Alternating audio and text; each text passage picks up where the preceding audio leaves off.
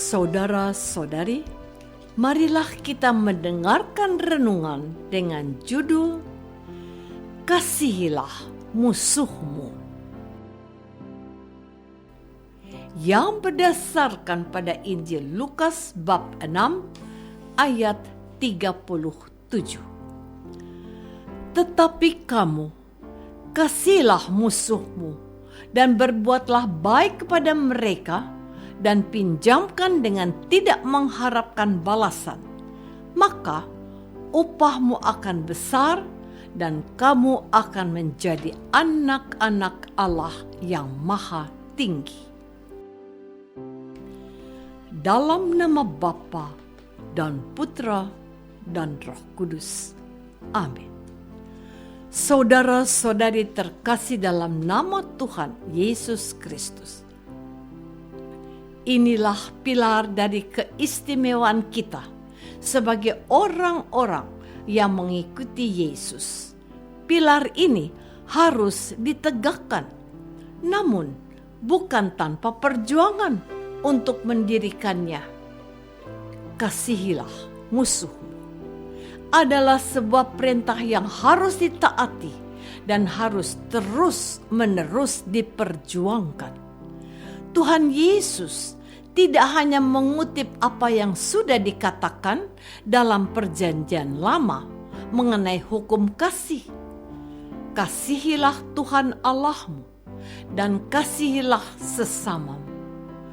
Tuhan Yesus juga meminta kita untuk mengasihi orang yang memusuhi kita. Keistimewaan ajaran Tuhan Yesus itu terbersit dalam firman-Nya hari ini. Sabdanya, jikalau kamu mengasihi orang yang mengasihi kamu, apakah jasamu? Karena orang-orang berdosa pun berbuat demikian. Ajaran Tuhan Yesus tentang kasih ini menjadi pengalaman sejarah gereja yang panjang dari dahulu hingga sekarang. Stefanus, martir pertama, yang dicatat dalam Kisah Para Rasul, sudah membuktikan hal tersebut. Dalam sejarah panjang kehadiran gereja di berbagai belahan dunia, banyak hal sudah dibuktikan tentang arti mengasihi orang yang memusuhi gereja.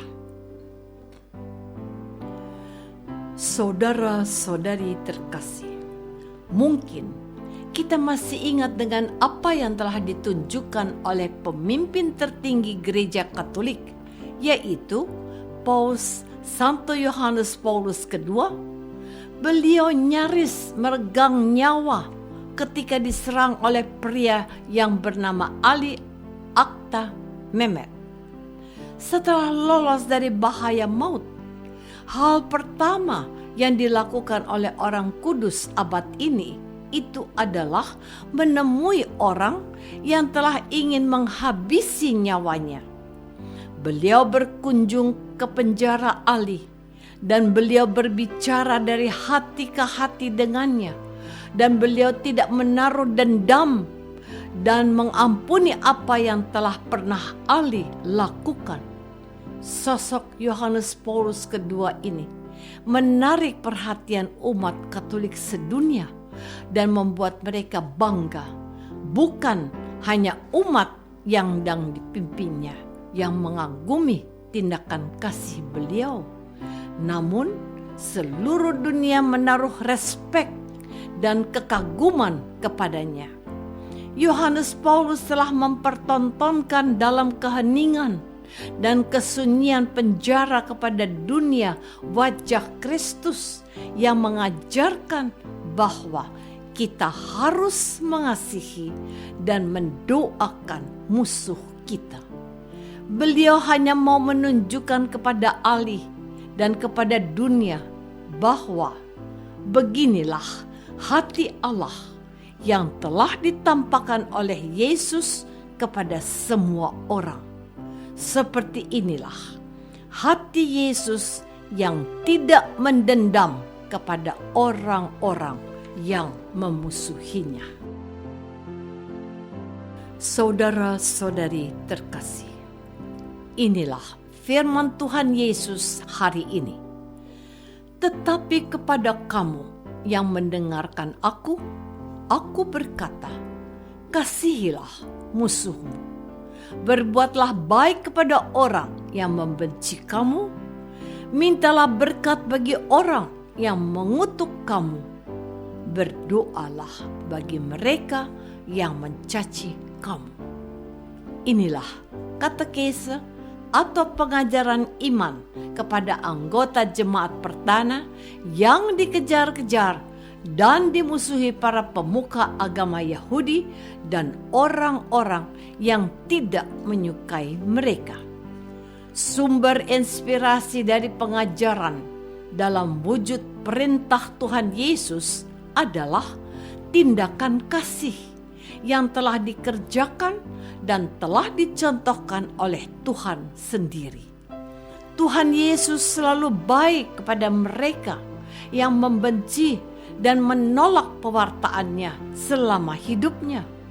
Beliau berusaha untuk menyadarkan mereka dari kesesatan dan kedegilan hati mereka yang tidak mau menerimanya sebagai Mesias, utusan Allah sendiri. Dalam berbagai kesempatan, Tuhan Yesus menyatakan kemurahan hati Allah yang mengasihi semua orang tanpa terkecuali.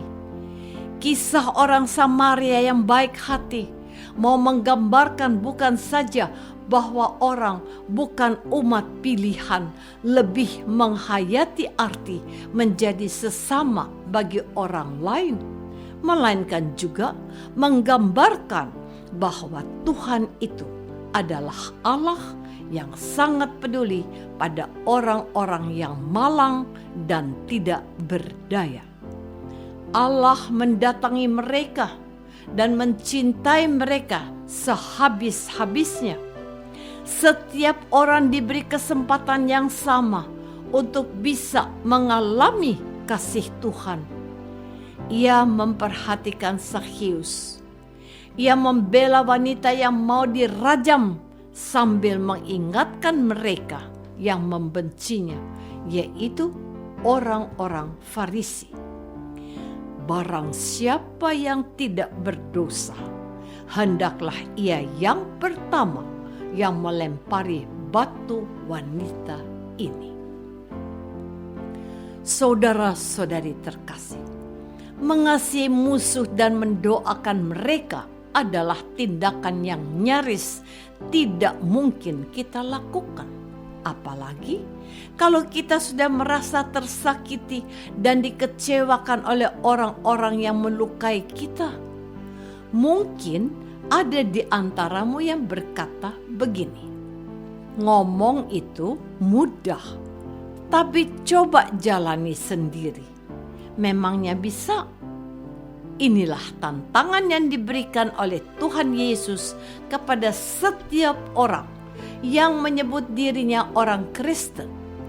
Mereka harus bertindak dan berwatak seperti Kristus sendiri. Kalau Yesus mengampuni orang yang berdosa, orang Kristen juga harus berbuat hal yang sama.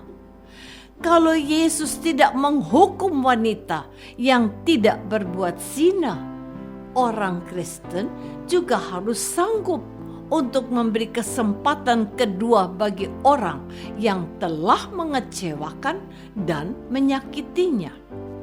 Tapi Tuhan, ini tidak mudah. Saya belum bisa. Apakah mungkin saya mewujudkannya? Bisa. Kamu pasti bisa, meskipun itu tidaklah mudah dan butuh perjuangan. Engkau harus mengalahkan perasaan sakit hatimu. Engkau harus belajar tidak memikirkan kepentingan dirimu sendiri. Mereka tolak, mereka benci, mereka dera dan siksa, mereka menyalibkan dan membunuh aku. Tetapi mereka itu perlu dikasihani karena ketidaktahuan mereka. Bapa, ampunilah mereka.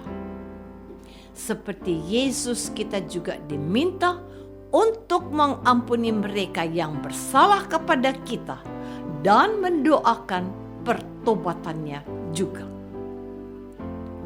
Apakah aku sudah mencoba untuk mengampuni orang yang bersalah kepadaku? Marilah kita berdoa. Bapa yang Maha Baik, permohonan Tuhan Yesus untuk mengampuni dan mengasihi musuh bukanlah hal yang mudah. Bantulah dan kuatkanlah serta mampukanlah kami untuk mendeladan Yesus selalu mengampuni, sebab Dialah Kristus, Tuhan kami. Amin. Semoga kita semua selalu dinaungi dan dibimbing oleh berkat Allah yang Maha Kuasa, Bapa dan Putra dan Roh Kudus. Amin.